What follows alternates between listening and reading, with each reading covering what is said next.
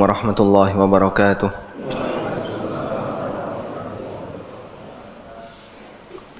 Alhamdulillahi rabbil alamin. Wassalatu wassalamu ala ashrafil mursalin Nabiyyina wa maulana Muhammadin wa ala alihi wa sahbihi ajma'in. Wa ashhadu an la ilaha illallah wahdahu la syarika lah. Wa ashhadu anna Muhammadan abduhu wa rasuluh sallallahu alaihi wa ala alihi wa sahbihi wa man tabi'ahum bi ihsanin ila yaumiddin.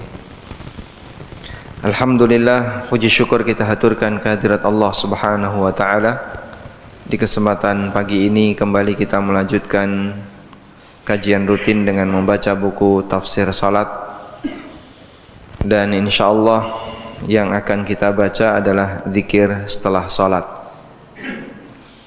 Kita sudah menyelesaikan sholat sampai salam, dari mulai takbiratul ihram sampai salam. Dan semoga bisa memberikan perbaikan dari aktivitas sholat yang kita kerjakan lahir batin. Berarti bukunya sudah habis ya? Yang bawa buku, coba mana yang bawa buku? Sudah habis Pak? Halaman terakhir apa Pak di situ Pak?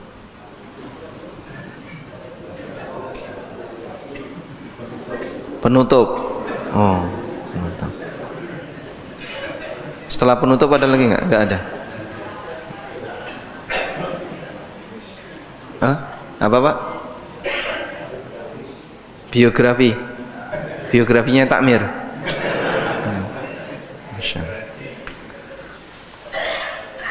Yang ini tambahan untuk edisi yang baru ya.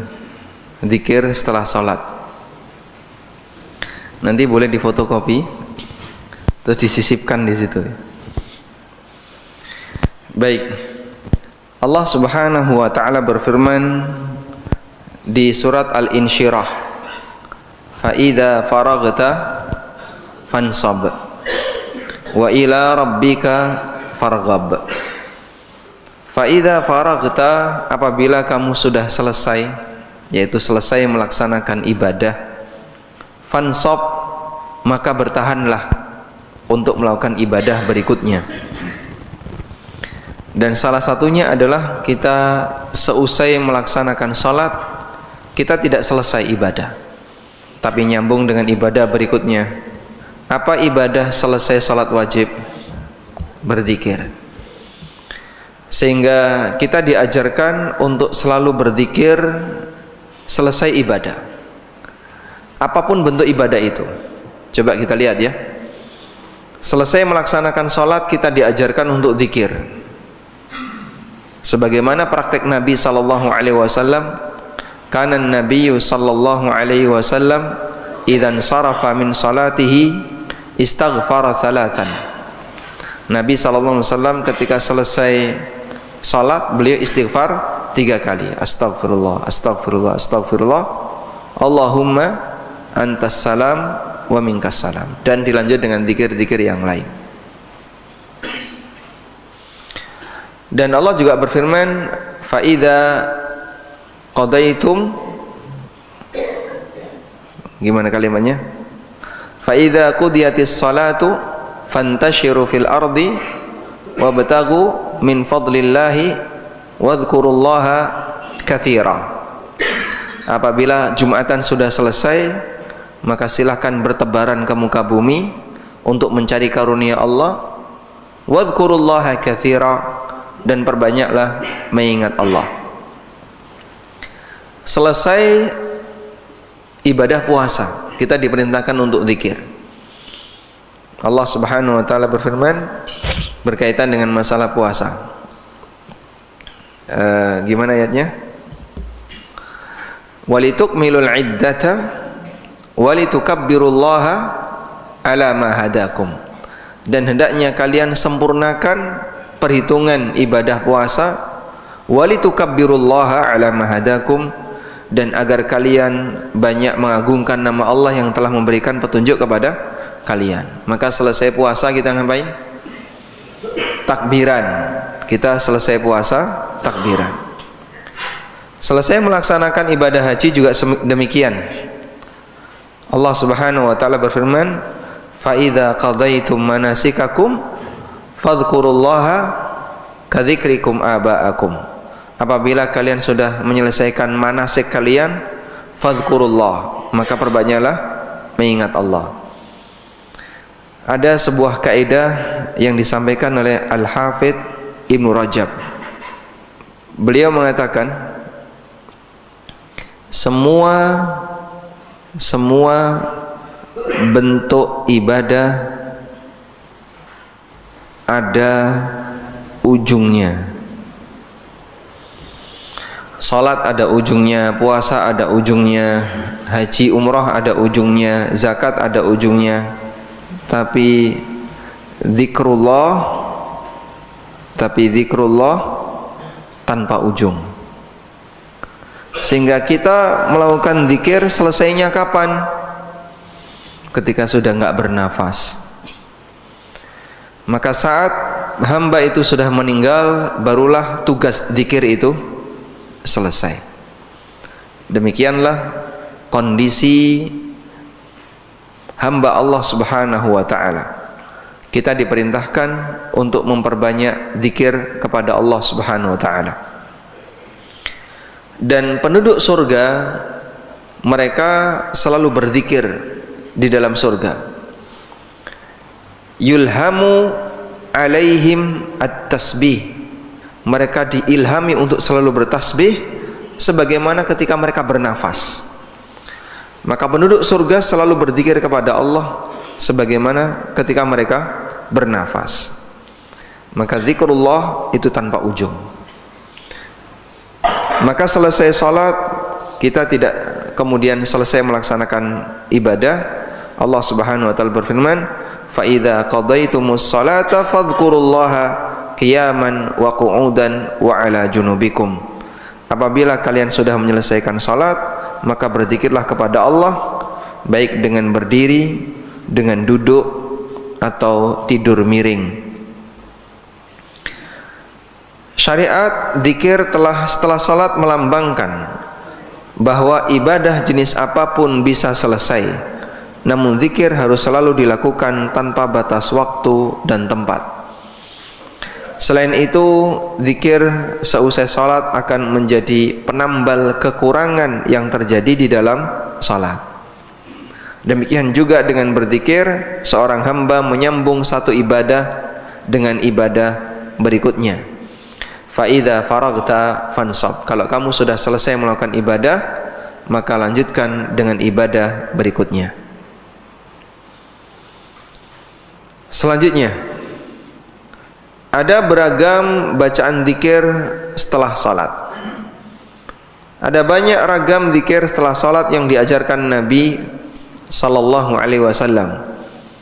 Dan para ulama menganjurkan agar kita membaca semuanya, meskipun boleh juga membaca sebagian zikir tanpa membaca yang lain, karena zikir setelah salat sifatnya anjuran. Sehingga kondisinya menyesuaikan. Kalau tidak sedang kajian, Bapak Ibu bisa zikir lebih komplit, lebih lengkap. Ketika waktunya pendek, maka baca yang utama, yang penting, yang punya nilai keutamaan yang besar. Zikrullah tetap kita lakukan, tapi kita pilih karena waktunya lebih pendek. Sekarang kita akan lihat beberapa bacaan zikir setelah salat. Zikir yang pertama, membaca istighfar dan kalimat Allahumma antas salam wa minkas salam tabarakta ya dzal jalali wal ikram. Istighfarnya astaghfirullah 3 kali. Astaghfirullah, astaghfirullah, astaghfirullah. Kalau kemudian lebih panjang boleh enggak, Pak? Silahkan, yang penting istighfar. Astaghfirullah wa atubu ilaihi, astaghfirullah wa atubu ilaihi. Astaghfirullah wa atubu ilaihi, boleh. Yang penting ada istighfar, karena kalimatnya istighfar. Coba kita lihat sumber dari zikir ini. Seorang sahabat yang bernama Thauban. Thauban ini mantan budaknya Nabi sallallahu alaihi wasallam. Beliau bercerita, "Kana Rasulullah sallallahu alaihi wasallam idzan sarafa min salatihi istaghfara thalathan wa qala Allahumma antas salam wa minkas salam tabarakta ya dzal jalali wal ikram. Kata Thauban bahwa Rasulullah SAW ketika selesai salat beliau beristighfar 3 kali. Namun Thauban tidak menceritakan redaksinya seperti apa. Seperti apa sih redaksi istighfar Nabi sallallahu alaihi wasallam? Thauban hanya menceritakan Nabi sallallahu alaihi wasallam beristighfar berapa kali? 3 kali. Istaghfara thalathan. Dan beliau tidak menceritakan redaksinya. Namun ada keterangan dari Sufyan Ats-Tsauri ketika ditanya, "Kaifa istighfar?" Kata Sufyan, "Taqul astaghfirullah, astaghfirullah, astaghfirullah." Kau bisa baca astaghfirullah, astaghfirullah, astaghfirullah. Maka istighfar 3 kali itu membaca astaghfirullah, astaghfirullah. Yang penting pokoknya istighfar. Allahumma antas salam wa minkas salam. Kemudian kata Thauban, lalu Nabi SAW membaca kalimat ini, Allahumma antas salam wa minkas salam tabarakta ya dzal jalali wal ikram. Dan tidak ada redaksi yang lebih panjang seperti yang umumnya kita kenal ya. Allahumma antas salam wa minkas salam. Kemudian wa ilaika ya'udus salam wa adkhilnal jannata daras salam tabarakta rabbana wa ta'alaita ya dzal jalali wal ikram. Atau ada redaksi yang lebih lengkap lagi. Kalau yang disebutkan dalam teks hadis seperti ini, cukup singkat dan tidak ada redaksi seperti yang tadi kita baca. Kalau kita disuruh milih, pilih yang masih murni atau yang sudah ditambahi? Baik, silakan Anda pilih yang masih murni. Ya, meskipun nanti ada komen di YouTube, wah, ini kok terlalu kaku, tekstual dan seterusnya. Kalau dzikir tekstual, dzikir dan doa itu tekstual. Karena Nabi SAW selesai sholat nyontohkan kayak gini, ya kita tiru seperti ini. Ada yang nggak setuju, itu urusan masing-masing. Tapi saya menyukai yang sesuai dengan teks hadis. Walaupun dikomentari tekstual dan yang lainnya, inilah yang saya pilih. Ya, sebab Nabi SAW ketika mengajarkan sesuatu tentu saja beliau ajarkan yang terbaik, dan ini yang diwahyukan oleh Allah kepada beliau sallallahu alaihi wasallam, sehingga mohon untuk tidak dikoreksi. Dan bagian dari ngoreksi adalah nambahi. Maka mereka yang punya kebiasaan dengan teks panjang tadi, coba diminta, Pak, bacanya yang singkat ini aja, rasanya kurang lengkap. Rasanya kurang lengkap. Kenapa Anda komentar rasanya kurang lengkap? Padahal ini sudah lengkap. Apakah yang diajarkan Nabi SAW kurang lengkap? Subhanallah. Yang diajarkan Nabi SAW sudah lengkap dan mereka nambahi. Nambahi itu bisa jadi masuk kategori ngoreksi. Nambahi itu bisa jadi masuk kategori memberikan koreksi. Maka bagian dari bentuk sopan santun kepada Rasulullah SAW, apa yang beliau ajarkan jangan ditambahi. Baik, guru saya pernah menceritakan ya. Waktu itu saya SMP, beliau menceritakan begini. Ada seorang petani yang datang kepada seorang kiai. Lalu petani ini mengeluhkan, wahai Mbah Yai, sawah saya diterjang badai, tadi roboh kabeh. Nah, kemudian kiai ini menyarankan, engko nek ana angin ribut kaya ngono, awakmu maca ya hayyu ya qayyum, ya hayyu ya qayyum. Tapi gandeng kuping Jawa, lidah Jawa, kupingnya ya kuping Jawa nggih. Maka saat dinasihati untuk baca ya hayyu ya qayyum, kata guru saya ini, yang terdengar ya kayuku ya kayumu. Nah, saat gurunya itu ngajari sambil begini, kukunya di kuku jempol sama jempol dipukulkan. Nah, terus beliau bilang, ketika terjadi musim badai, dia baca kayak gitu, ya kayuku ya kayumu, ya kayuku ya kayumu, ya kayuku ya kayu. Lalu beliau menyarankan, sing penting ini nurut karo guru. Mbah piyambake niku ngajari A, ngajari B, sing penting nurut karo guru. Itu prinsip yang ditanamkan kepada saya dulu. Dan ini guru saya NU. Guru saya ini NU. Saya punya guru NU, saya punya guru Muhammadiyah ya. Tapi itu jadi pelajaran bagi saya. Penghormatan mereka kepada guru terdekat luar biasa. Nah, saya punya prinsip, berarti penghormatan kita kepada gurunya para guru harus seperti itu. Kalau kepada guru terdekat seperti itu, berarti kepada gurunya para guru harus lebih dari itu. Maka saya milih gurunya para guru ngajari apa, saya terima apa adanya.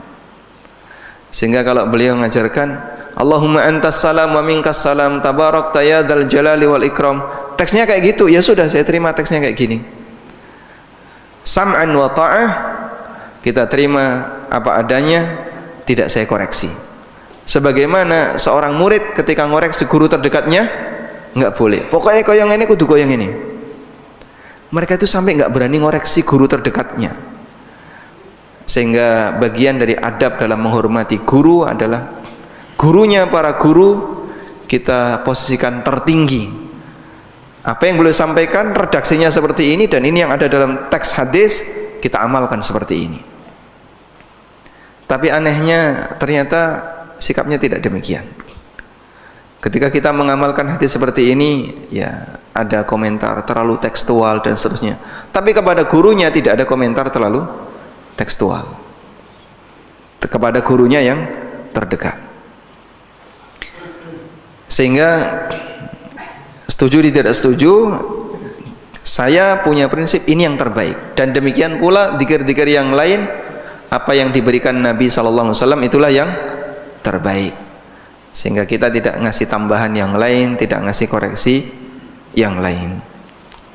Baik, ada banyak sekali zikir yang diajarkan Nabi SAW tapi ditambah-tambahi. Misalnya selesai witir kita baca apa? Subhanal malikil quddus, Subhanal malikil quddus, Subhanal malikil quddus. Cuman sampai di situ.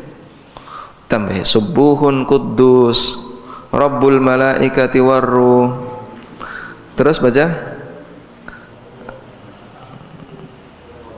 Terus baca yang lain ya. Rabbana atina fid dunya hasanah dan seterusnya. Pak, ini kan bacaan-bacaan tambahan. Iya. Selesai sholat kan nggak masalah, betul.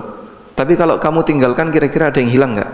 Kayaknya kok ada yang hilang. Nah, ada yang hilang itulah bukti bahwasanya dia merasa yang komplit yang itu. Sementara yang diajarkan Nabi SAW sepertinya kurang lengkap.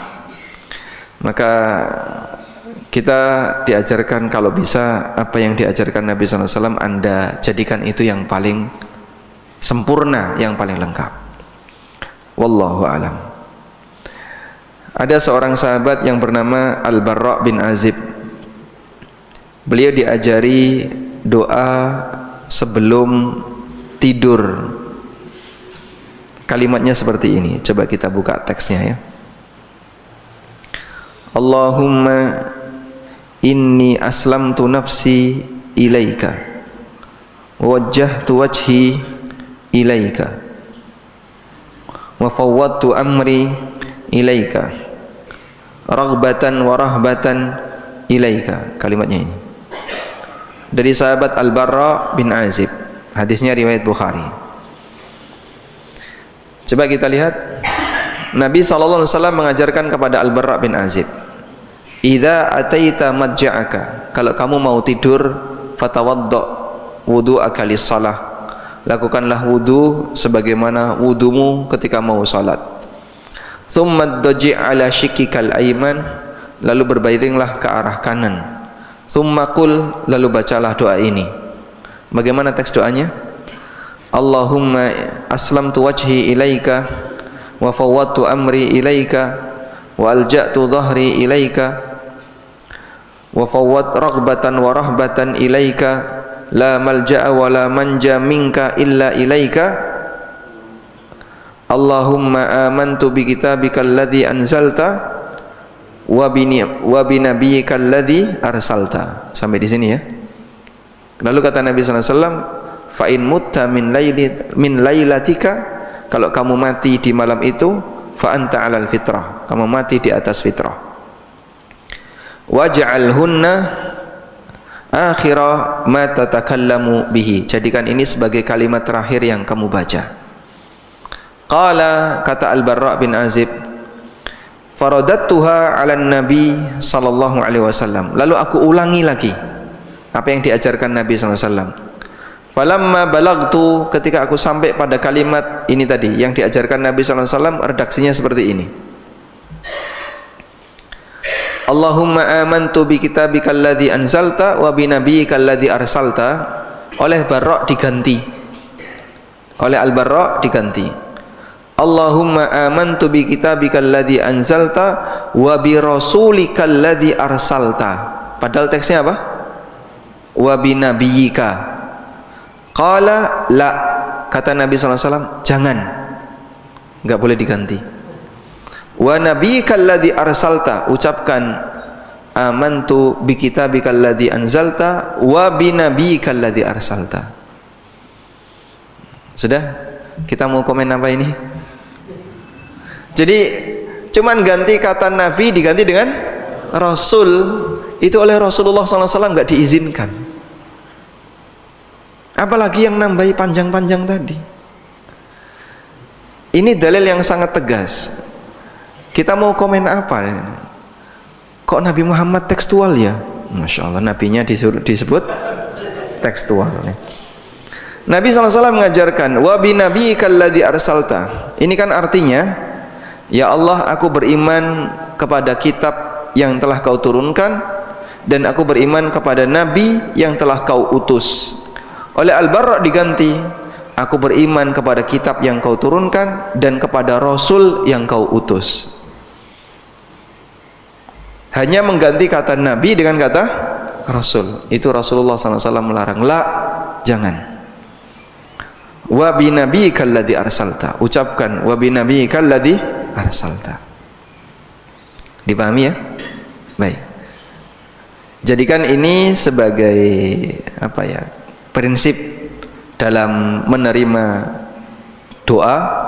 Jadi teks doanya seperti itu, teks dzikirnya seperti itu, silahkan baca seperti itu, sehingga tidak ditambah-tambahi. Wallahu a'lam. Contohnya selesai adzan kita baca apa? Allahumma shalli ala Muhammad, Allahumma rabba di da'wati tamma wa salatil qa'imah, sampai akhir. Kalimat terakhirnya gimana? Wa ba'athu maqamam mahmudan allati wa'adta innaka la tukhliful mi'ad. Kalimat itu enggak ada di dalil. Innaka la tukhliful mi'ad. Kalimat dalam teks doa adzan wa ba'athu maqamam mahmudan allati wa'adta, tapi ditambahi innaka la tukhliful mi'ad. Kalau distorkan kepada Rasulullah SAW, nah yang kita khawatir beliau kemudian nggak mau menerima, maka ikuti saja sesuai dengan teks yang ada. Wallahu a'lam. Baik, sekarang coba kita berikan penjelasan mengenai doa ini atau dzikir ini. Kenapa selesai sholat kita istighfar?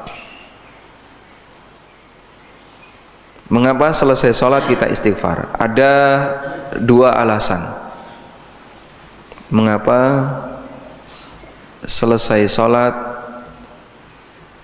kita istighfar.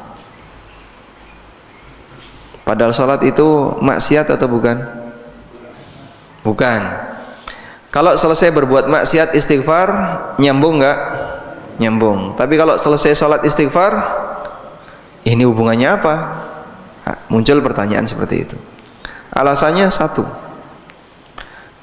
ini sebagai bentuk tawadhu di hadapan Allah agar tidak ujub. Karena orang selesai ibadah punya potensi ujub, beribadah hebat, ya, merasa apa? Hebat, sehingga seolah-olah dia sudah berhak untuk menjadi calon penduduk surga yang nanti akan pasti masuk surga. Maka merasa ujub seperti ini dihindari. Enggak jaminan salatmu diterima, sehingga sebagai bentuk rasa tawadhu di hadapan Allah, kita mohon ampun kepadanya. Astagfirullah, astagfirullah. Dan semakin tawadhu semakin indah. Seorang manusia semakin tawadhu itu semakin indah. Oleh karena itu, siapapun yang punya karya, pasti di bagian pengantar dia akan minta maaf. Ada orang nulis disertasi, ya, tebal sekali. Kemudian di situ ada bagian pengantar, dia ngasih muqaddimah. Kira-kira gimana? Dia akan menyampaikan sebuah pernyataan. Dalam karya ini tentu saja masih banyak kesalahan dan kekurangan, saya mohon maaf, dan seterusnya. Apabila ada kritik dan saran yang membangun, silahkan disampaikan. Hampir semuanya seperti itu. Nggak ada orang kok selesai berkarya kemudian dia kasih pengantar, ya, karya saya adalah terbaik, tidak ada tandingannya. Siapa yang mengklaim ada tandingannya, berarti dia sombong di hadapan saya. Masya Allah. Malah gak karuan, ya. Sing moco wis enek duluan. Yang kedua, karena kita yakin bahwa dalam sholat kita ada kekurangan, pasti ada kekurangan, ya nggak Pak? Yang merasa yakin sholat subuhnya tadi 100% bener, angkat tangan. Nanti boleh pulang duluan. Ada? Nggak ada. Sehingga kita sangat yakin dalam sholat kita pasti ada kekurangan. Maka kekurangan itu ditambal dengan istighfar. Astagfirullah, astagfirullah. Demikianlah yang diajarkan Nabi SAW. Selanjutnya beliau membaca kalimat ini, Allahumma anta as-salam. Ya Allah, engkau adalah zat yang maha as-salam. As-salam itu artinya apa? Artinya apa? Selamat.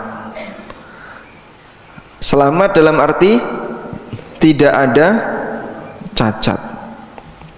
Ada? Ini ada bos, maksudnya. Terus ada karyawan. Ada A, dia mempekerjakan tukang, nyuruh tukang. Baik. Seorang karyawan kerja di tempat bosnya, tapi kerjanya rusak. Jadi tukang dan karyawan ini ketika kerja ngawur. Pokoknya saya tulis saja kerja ngawur. Baik. Anda mempekerjakan tukang, Mas, tolong benerin dong atap rumah saya. Dia datang, tapi kerjanya ngawur. Anda sebagai bosnya, sebagai orang yang nyuruh dia, kalau dia kerja ngawur, kita dirugikan nggak? Ya, dirugikan nggak? Dirugikan. Kita akan dirugikan. Disuruh beneri atap malah bocor kabeh. Sehingga setelah datangnya tukang tidak lebih baik daripada sebelum datangnya tukang. Karyawan yang kerjanya ngawur itu akan merusak pekerjaan dan itu merugikan bosnya, pemiliknya. Baik, paham ya di sini ya? Sehingga hamba kalau disuruh hamba yang lain untuk bekerja, kok dia kerjanya ngawur, akan merugikan atasannya. Allah Subhanahu wa ta'ala memerintahkan kepada hamba untuk ibadah. Tapi ibadahnya hamba ini ngawur. Ada yang sholat secepat kilat, ya. Ada yang puasa tapi tidak berkualitas. Ada yang haji dan umroh tapi rusak haji dan umrohnya. Apakah merugikan Allah? Apakah merugikan Allah? Sama sekali tidak. Mereka yang sholatnya ngawur, Pak, secepat kilat tuh, pas taraweh, ya, gak karuan itu. Kira-kira kuasa Allah berkurang nggak? Tidak. Apakah kekayaan Allah berkurang? Tidak. Maka hamba ketika ibadah dan dia rusak ibadahnya, sepeser pun tidak merugikan Allah. Allahumma antas salam wa minkas salam. Ya Allah, dalam salatku ada banyak yang kurang, aku mohon ampun kepadamu.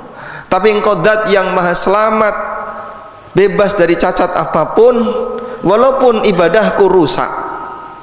Karena Allah tidak dirugikan ketika sang hamba rusak pada saat dia ibadah. Bisa dipahami, ya? Subhanallah. Demikianlah kaitan kenapa kita membaca Allahumma antas salam wa minkas salam tabarakta ya dzal jalali wal ikram, dan kita mengikrarkan Allah tetap maha mulia dan maha tinggi, wahai zat yang memiliki keagungan dan kemuliaan. Masya Allah. Baik, maka Bapak Ibu ketika membaca seperti ini, batinnya itu sambil diiringi dengan perenungan. Astagfirullah, astagfirullah, astagfirullah. Allahumma antas salam wa minkas salam. Ya Allah, Engkau zat yang maha selamat, tidak ada cacat. Walaupun salatku penuh dengan cacat, mungkin gak khusyuk, mungkin tadi lupa ketika mengucapkan sesuatu, gak benar, dan seterusnya. Wallahu a'lam. Sekarang kita lanjutkan. Zikir yang kedua, membaca tahlil dan zikir. La ilaha illallah wahdahu la syarikalah, lahul mulku wa lahul hamdu wa huwa ala kulli syai'in qadir. Allahumma la mani'a lima a'taita wa la mu'tiya lima mana'ta wa la yanfa'u dzal jaddi minkal jadd. Kita baca ini, la ilaha illallah wahdahu la syarikalah, lahul mulku wa lahul hamdu wa huwa ala kulli syai'in qadir. Sudah? Terus baca ini, Allahumma la mani'a lima a'tait. Ya Allah, tidak ada yang bisa menghalangi apa yang Kau berikan. Kalau Allah kasih hidayah, enggak bakalan ada orang yang bisa menghalangi. Kalau Allah sudah kasih kekayaan, tidak akan bakalan ada orang yang bisa menghalangi.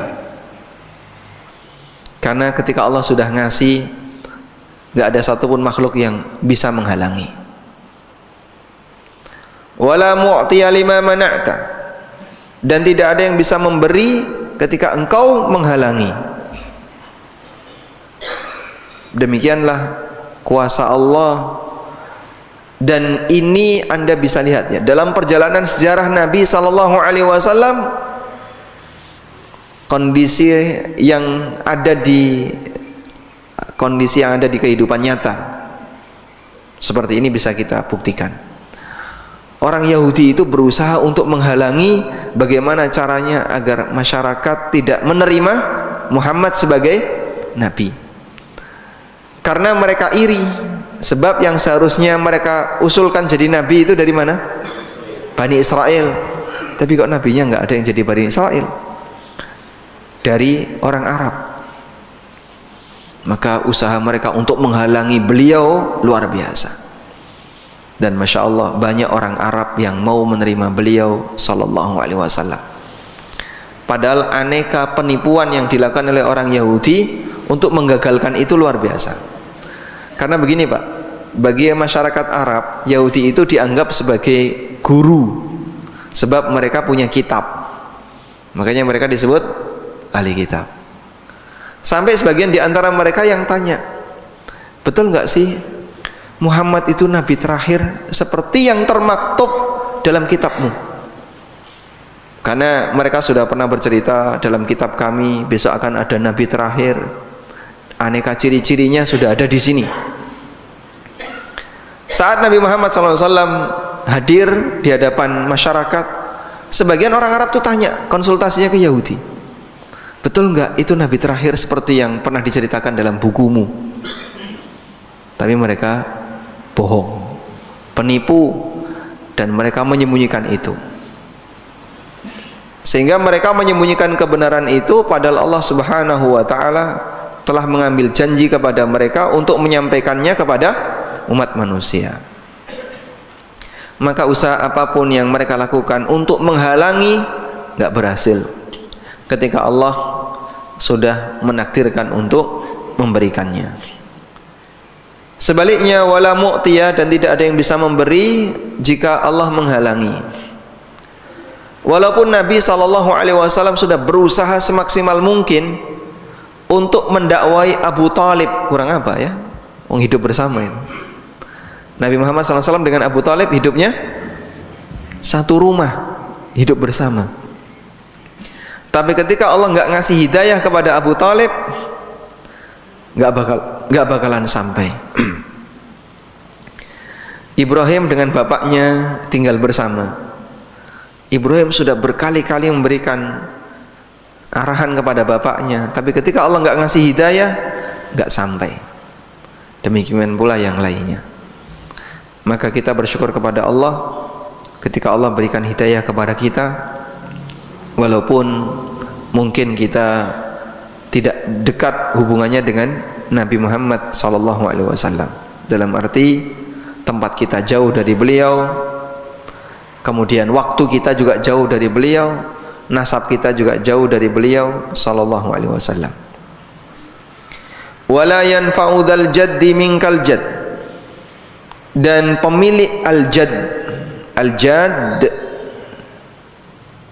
pemilik al-jadd artinya semua yang dibanggakan oleh manusia. Apa saja? Kekayaan, kekuasaan, status sosial, kekuatan fisik, semua yang dibanggakan oleh manusia itu namanya al-jadd. Orang merasa bangga ketika fisiknya sehat, gagah, kuat. Dia merasa bangga ketika dia punya kekayaan yang melimpah. Dia merasa bangga ketika dia punya kekuasaan, punya aneka kelebihan yang dibanggakan manusia, ini namanya al-jadd. Itu semuanya tidak bermanfaat di hadapanmu ya Allah. Wala yanfa'u dzal jaddi, pemilik semua kebanggaan itu minka di hadapanmu tidak akan mendapatkan manfaat al-jaddu dari apa yang mereka banggakan. Anak misalnya, ada orang tua membanggakan anak. Apakah orang tua bisa mendapatkan manfaat dari anak ini di hadapan Allah? Tidak. Yauma la yanfa'u malun wala banun illa man atallaha biqalbin salim. Pada hari di mana harta dan anak enggak memberikan manfaat, yaitu hari kiamat, kecuali bagi mereka yang datang di hadapan Allah dengan hati yang salim. Baik. Sehingga apapun yang kita banggakan di hadapan Allah enggak ada artinya sama sekali. Maka kenapa harus dibanggakan? Kalaupun diberi oleh Allah kelebihan, seharusnya sikap yang benar adalah tawadhu dan tidak sombong dengan itu, agar kita tidak menjadi bermaksiat gara-gara nikmat Allah Ta'ala. Dari Al-Mughirah bin Syu'bah radhiyallahu anhu, beliau bercerita, aku mendengar Nabi SAW bersabda, khalfas salah, seusai salat. Kata Mughirah, khalfas salah, seusai salat. La ilaha illallah wahdahu la syarikalah, lahul mulku wa lahul hamdu wa huwa ala kulli syai'in qadir. Allahumma la mani'a lima a'taita wa la mu'tiya lima mana'ta wa la yanfa'u dzal jaddi minkal jadd. Ini ada yang hilang ya teks hadisnya. Lahul mulku wa lahul hamdu wa huwa ala kulli syai'in qadir. Kemudian baca Allahumma la mani'a lima a'taita wa la mu'tiya lima mana'ta wa la yanfa'u dzal jaddi minkal jaddu. Nah, insyaallah bisa dihafalkan? Bisa ya? Ini sudah hafal ya? Alhamdulillah. Baik.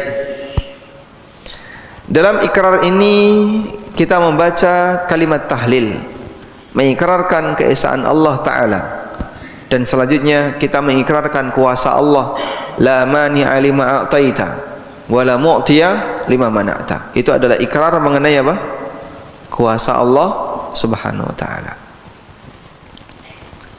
Kadang begini Pak, ada orang tua punya beberapa anak ya, anak 1, 2, 3, 4 misalnya, kabeh wis mentas Pak, ini C, D, E, F, laki perempuan, laki perempuan. Kira-kira Pak, rasa sayang orang tua kepada anak itu sama atau beda Pak? Beda. Ada anak yang lebih disayang orang tua, ada yang lebih dikasihani ya, nggak seberapa disayangi tapi dikasihani. Misalnya anak perempuan ragil lebih disayang bapak, anak laki-laki lebih disayang ibu misalnya ya. Sudah? Ketika mereka mentas terus berkeluarga, mereka punya kekayaan, mereka punya kekayaan dan juga punya kemiskinan. Baik, tingkatan kekayaannya sama enggak? Hah? Beda ya? Beda. Sampai kadang begini, misalnya ini lebih kaya, ini D ini lebih kaya, lalu C lebih kaya, ini agak kurang, ini agak kurang. Sampai wong tuane masak nih. Kadang ada orang tua yang punya harapan, kenapa kekayaannya ini tidak lompat ke sini? Kenapa ini tidak lompat ke sini? Pernah ada kayak gitu, Pak? Ada ya? Sampai orang tua itu merasa kasihan. Dulurmu sugih kaya ngono, awakmu kaya ngene. Kenapa kekayaan dia tidak lompat ke kamu sebagian? Bukan memberi ya, tapi masalah jatah rizki. Maka kita kembalikan kepada ikrar tadi. Allahumma la mani'a lima a'taita. Kalau sudah Allah kasih, nggak ada yang bisa ngalangi. Wala mu'tiya lima mana'ta. Kalau Allah nggak kasih, nggak bakalan ada yang bisa ngasih. Agar kita ridha dengan ketetapan Allah Subhanahu wa ta'ala, maka silahkan didoakan saja, tapi tidak perlu sampai tidak ridha kepada ketetapan Allah. Wallahu a'lam. Walhamdulillahirabbil alamin. Demikian yang bisa kita sampaikan. Kita baru dua dzikir. Insyaallah nanti kita sambung dengan dzikir-dzikir yang lainnya. Wassallallahu ala nabiyyina Muhammadin wa ala alihi wa sahbihi wasallam. Baik. Ada yang mau disampaikan? Silakan. Waalaikumsalam warahmatullahi wabarakatuh.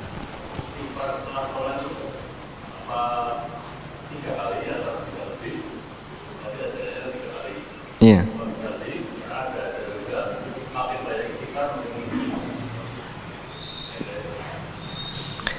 Istighfar selesai salat itu 3 kali atau boleh lebih? Karena kan kita diajarkan untuk memperbanyak istighfar. Baik. Jadi penjelasannya seperti ini. Zikir itu ada 2. Zikir itu ada 2. Ada zikir mutlak dan ada zikir muqayyad. Zikir mutlak adalah zikir tidak terbatas waktu dan tempat, tidak terbatas dengan waktu, tempat maupun kegiatan. Zikir yang tidak terbatas dengan waktu, tempat maupun kegiatan, itu namanya zikir mutlak. Tapi kalau zikir itu terkait dengan waktu tertentu, tempat tertentu atau kegiatan tertentu, itu namanya zikir muqayyad. Nah, zikir muqayyad adalah zikir yang terkait waktu tertentu atau tempat tertentu atau kegiatan tertentu. Begini, kalau seperti ini namanya zikir muqayyad. Baik, sebagai contoh ya, masuk toilet baca apa?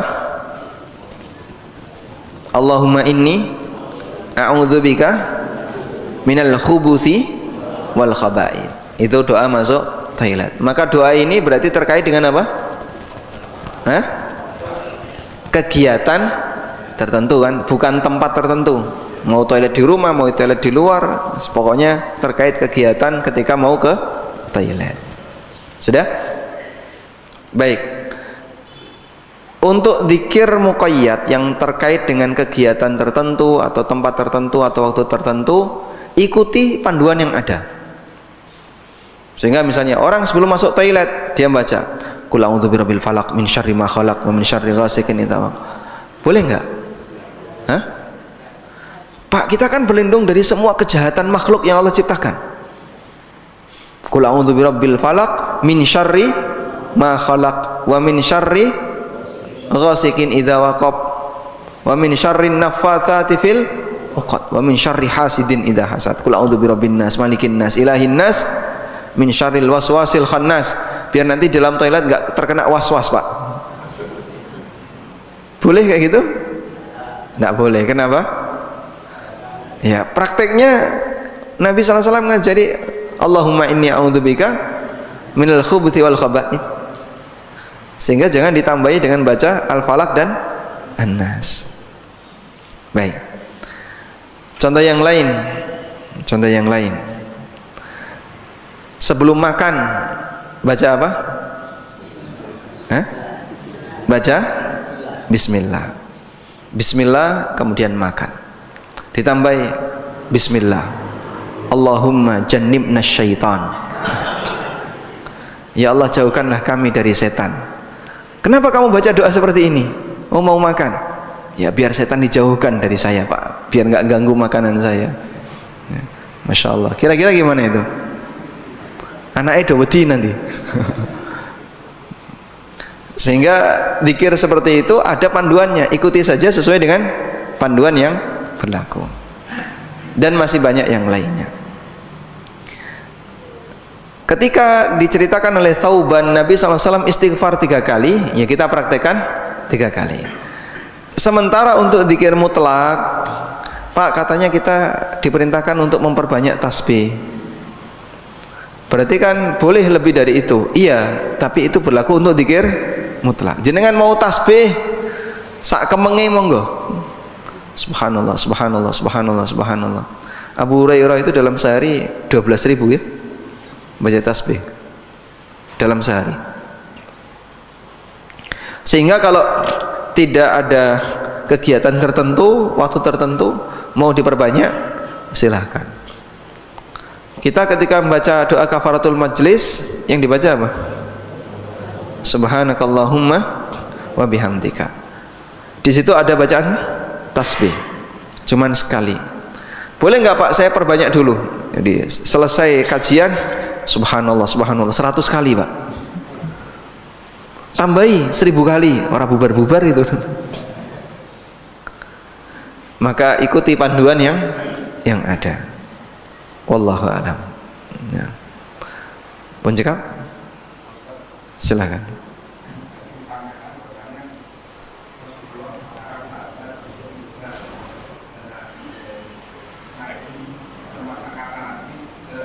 Diganti kata Rasul.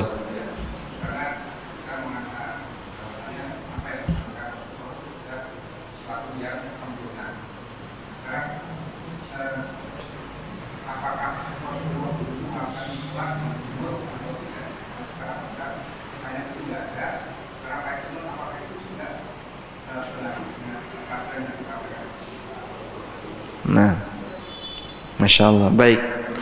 Jadi dalam doa Al-Barra bin Azib yang diriwayatkan oleh Bukhari tadi ya, Beliau mengganti kata Nabi dengan kata Rasul. Meskipun Nabi Muhammad itu Rasul atau bukan? Rasul. Bahkan beliau ulul azmi. Maka beliau adalah seorang Rasul, beliau ulul azmi. Allah berfirman, Muhammadun Rasulullah walladzina ma'ahu asyidda'u 'alal kuffar ruhama'u bainahum. Sehingga Nabi Muhammad SAW adalah utusan Allah, sebagaimana beliau adalah Nabi Allah. Baik. Tapi ketika teks doanya seperti ini, beliau melarang mengganti kata Nabi dengan kata Rasul. Selanjutnya, Bapak bertanya, apakah Nabi Muhammad SAW itu kunut atau tidak? Rasulullah SAW melakukan kunut saat sholat. Kunut saat sholat. Begini, Nabi SAW melakukan kunut yang disebut dengan kunut nazilah. Ketika sholat, beliau pernah melakukan kunut nazilah. Kunut disebabkan karena ada orang musyrik dan orang kafir yang mengganggu kaum muslimin. Maka beliau kunut nazilah. Kunut nazilah itu bahasa kita ya, kunut karena kondisi genting. Dalam kondisi genting di mana musuh-musuh Islam membantai kaum muslimin seperti di Palestina, di Suriah, di Rohingya, kita diajarkan untuk kunut.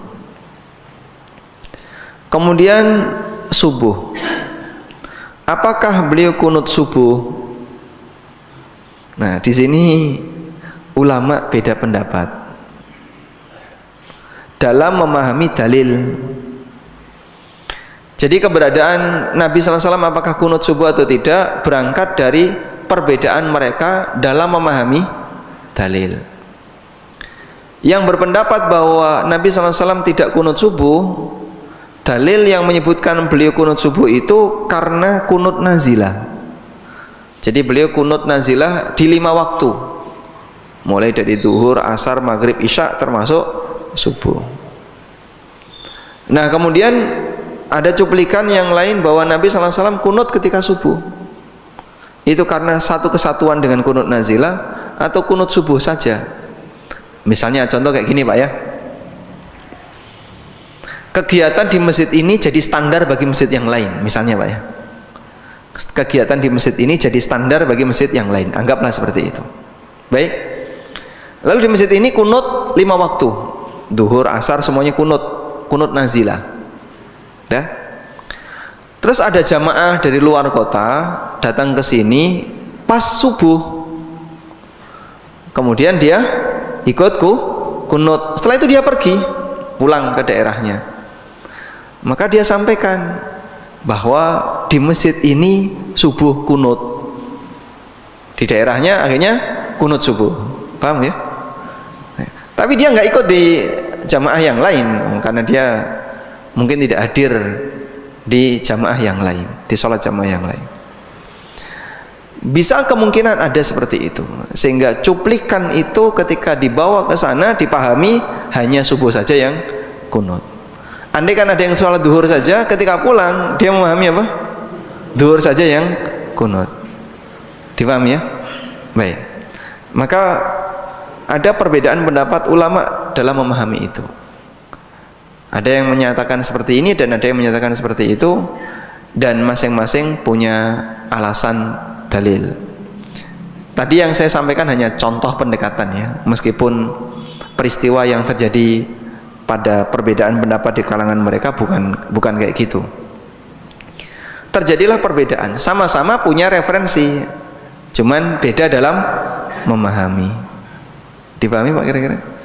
Sehingga keberadaan kunut subuh itu betul pernah dilakukan oleh Nabi SAW, tapi apakah itu terus-terusan ataukah beliau baca kunut subuh itu hanya pada saat kunut nazilah? Ada khilaf di antara para ulama. Wallahu a'lam. Pun cakap? Baik, Masya Allah. Sudah jam 6. Pripun? Jenengan? Nih. Waalaikumsalam warahmatullahi wabarakatuh. Jadi pada saat zikir itu apakah harus dalam kondisi suci atau tidak? Supaya dalam berzikir itu lebih serak gitu. Baik. Di zikir mutlak maupun di zikir mulia. Baik. Masya Allah. Kalau orang mau zikir, apakah harus dalam kondisi suci atau tidak? Yang ideal dalam kondisi suci. Makanya kita disyariatkan untuk selalu menjaga wudu. Cuman masalahnya Pak, kalau sering keluar itu ya susah untuk jaga wudu. Selesai wudu, begitu keluar toilet ngentut. Melbu meneh wudu, metu ngentut meneh kan. Kan banyak seperti itu ya. Sampai ada orang yang mengeluhkan begini, saya itu sudah berusaha mengamalkan sunnah sebelum tidur wudu, begitu mapan metu. Memang kualitas lambung kita dengan lambung mereka beda Pak. Mereka itu orang yang jarang makan. Jadi orang-orang soleh yang kita kenal siapapun namanya, itu orang yang jarang makan. Jarang makan bukan berarti nggak pernah makan ya.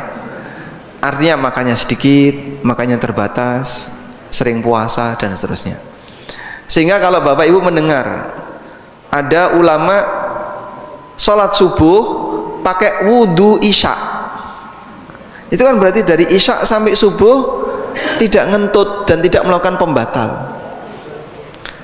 Ada yang sholat asar pakai wudu duhur, antara duhur sampai asar tidak ke toilet, tidak buang air. Pernah kita kayak gitu Pak? Hah? Pernah nggak? Kalau diinfus itu ngentut nggak? Diinfus mungkin bisa ngentut ya. Namanya orang ketika ada angin di lambungnya dia pasti akan bisa ngentut. Baik. Maka dalam kondisi ini kalau kita bisa jaga wudhu bagus. Tapi ada dzikir muqayyad yang tidak harus dalam kondisi suci dan mustahil dalam kondisi suci. Seperti ketika masuk toilet, sebelum kamu baca doa masuk toilet, kamu wudu dulu. Wudu, keluar, Allahumma inni a'udzubika minal khubuthi wal khaba'ith, melbu meneh. Ini akan sangat merepotkan ya, dan tidak harus demikian. Maka zikir tidak harus bersuci, tapi kalau dalam kondisi suci lebih bagus. Wallahu a'lam. Wassallallahu ala nabiyyina Muhammadin wa ala alihi wa sahbihi wasallam. Wa akhiru da'wana anil hamdulillahi rabbil alamin. Subhanakallahumma wa bihamdika asyhadu an la ilaha illa anta astaghfiruka wa atubu ilaik. Wassalamualaikum warahmatullahi wabarakatuh.